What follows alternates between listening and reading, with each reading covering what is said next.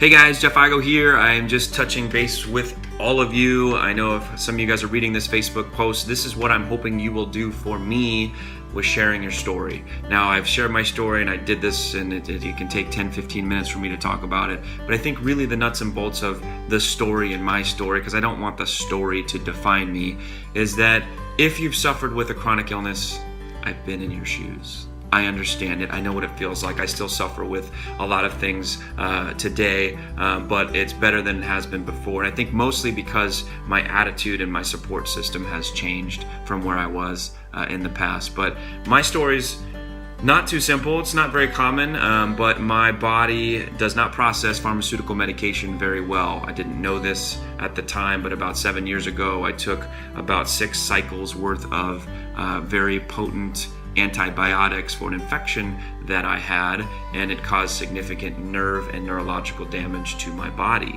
At the time, I didn't know I was having all these weird symptoms, wasn't feeling well, was having trouble resting and sleeping at night. So I went to my doctor, and of course what they do, they prescribed me medication. I started taking more drugs and more drugs and more drugs, and I got sicker and sicker and sicker and sicker. And I just knew that that wasn't my solution. There was something going on. I did research obviously on my own. I found out that the antibiotics that I had a reaction to, it's not very common, but there are thousands of people that have had the same reaction. And the other medication that I took as well had the same reaction. So for some people, we just can't process pharmaceutical drugs. I'm one of them. I'm not against pharmaceutical drugs. They definitely have their place. But for me, they just don't work well. And so I was kind of left in this place of, okay, your nervous system has been completely damaged. I can't see the way that I used to before. I can't remember things. I'm stuck in bed. I'm having seizures. I'm shaking. I'm moving around. And so when you're having all these symptoms, you're kind of left on your own to try to struggle and figure out what it is I'm going to do.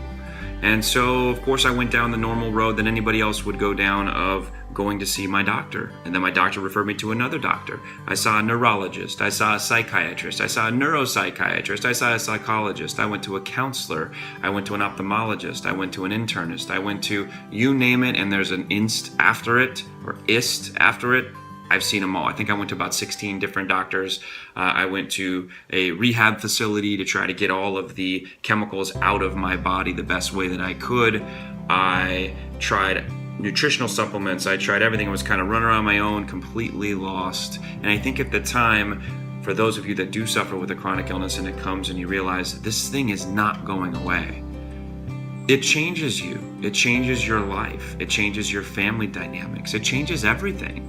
And I think that's really what I want to focus on today as part of my talk is how that changes, why it changes, and how to maneuver yourself when you're sick around that. And for me, when you become sick, I think most people have a tolerance level of, you're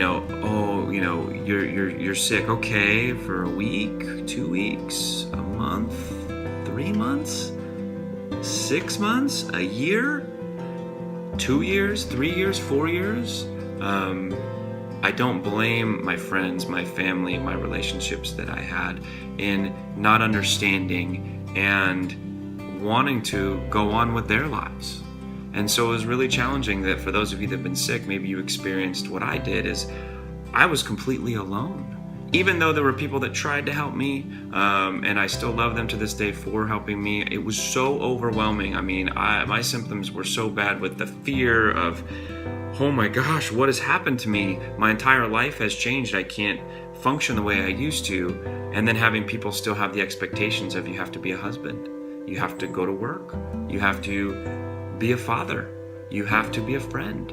And if any of you have had those experiences, it's so overwhelming that you don't have the physical or mental ability to do that. Really, all you, at least for me, could focus on was my illness. That's all I had.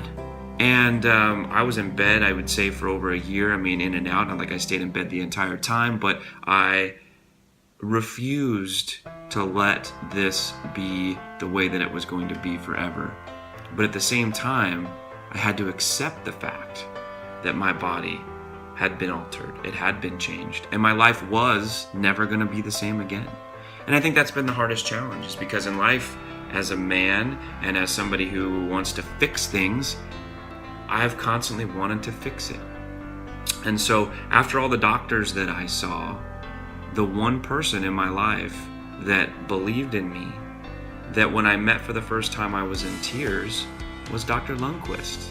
I was referred to him after, again, as I saw 14 or 15, 16 doctors, something like that. Everyone had given up hope. I was completely disabled, had no chance of functioning in the real world, and I met with him, and literally after a minute and a half of talking with him, I started crying.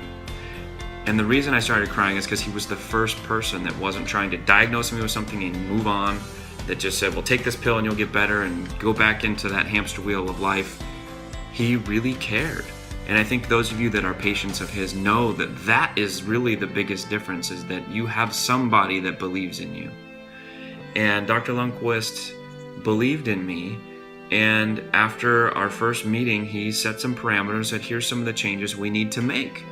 You need to make some changes in your life, right? Maybe it's not just as simple as, okay, there's no alcohol, there's no caffeine, there's no sugar, there's no gluten, there's no dairy, there's no soy. As I'm going down, well, what's left? Well, really, that's what's been my diet and my lifestyle, because I took the attitude that said, no matter what it takes, I'm going to do whatever it takes for me to feel better. Okay? And if you're suffering with a chronic illness and you're not doing that, I highly recommend that you take a step back and reevaluate everything, because that's the key to this whole thing. If going gluten-free, and that doesn't mean gluten-free every once in a while, that means going gluten-free makes you 5% better, and going dairy-free makes you 3% better, and getting that toxic relationship out of your life makes you 10% better, if getting those friendships that are bringing you down, get those out of your life, or maybe healing some of the wounds with some family members, if that makes you 2% better, there's a holistic approach to it, and Dr. Lundquist really helped me recognize that. I made some very difficult decisions. I moved away from relationships that I thought have in my life for the rest of my life. I moved away from family members that were not good for my health and my well-being at the time. And by doing all of that, I have slowly worked my way back, and as Dr. Lundquist can attest to, there's been nothing really medically that he's been able to do. I mean, I do the IVs, and he gives me, guidance every single day, but really it was a lifestyle choice, because with my condition, there is no cure. There is no fix. There is no take this and you'll feel better. And maybe some of you deal with that, but that's the most frustrating thing in our world. There's always something that's going to fix it. Well, with what I have, there is no fix other than time. And it may or may not. I was reading an article just the other day that this may deteriorate further and maybe with me the rest of my life. But what I've decided to do is dedicate my life to this. Dedicate my life to you guys and say, hey, I may not be able to do what I used to do. I may not be able to run or lift weights or do the things that I used to be able to do because I started shaking and I feel terrible. I'm actually starting to feel bad after even it looks like 5 or 6 minute video. But I'm never going to give up. Okay, and that's what we can do here. We can realize that you have Dr. Lundquist, you have me, you have the others to say, we can do this together. It's not about complaining. It's about stepping back and taking a look at life. And you know what? The best part about this whole thing is that my life now is better than it's ever been, because you had to lose everything. I mean, I had the 6-figure job, I had the nice car, the 7-bedroom house with the pool. I had everything. And it took losing everything because of this illness to realize what I truly had or what was missing. And so I don't take life all that seriously anymore. I love being alive. I love my relationships and my friends. I have a passion for my work. I love meeting new people like you, and I wasn't that way before. So there is a silver lining for any of you guys that are out there.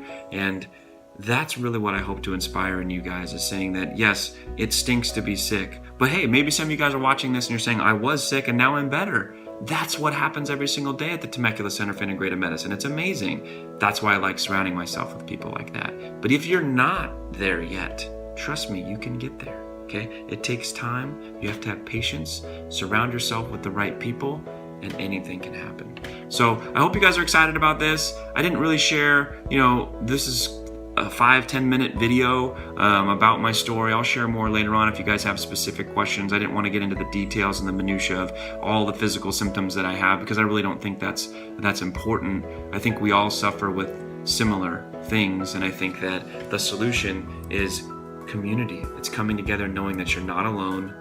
We've been there. And like I said in my post, the two amazing women that I talked to on Friday in the IV room, that's the type of people that you should surround yourself with. People that are doing what they can based on the situation that they're in to make an amazing life for themselves. Okay, live a life full of love, live a life full of passion. I can't wait to get a chance to meet you guys. I'd love for you to send me a message, come into the clinic, find me. We can really make something special here together by sharing our stories, trying to support each other, and knowing that we have someone as wonderful as Dr. Lundquist standing there beside us and helping us on this journey. So I hope this helped you in some way, and I look forward to so many more communications with you guys in the future. Thank you so much for listening.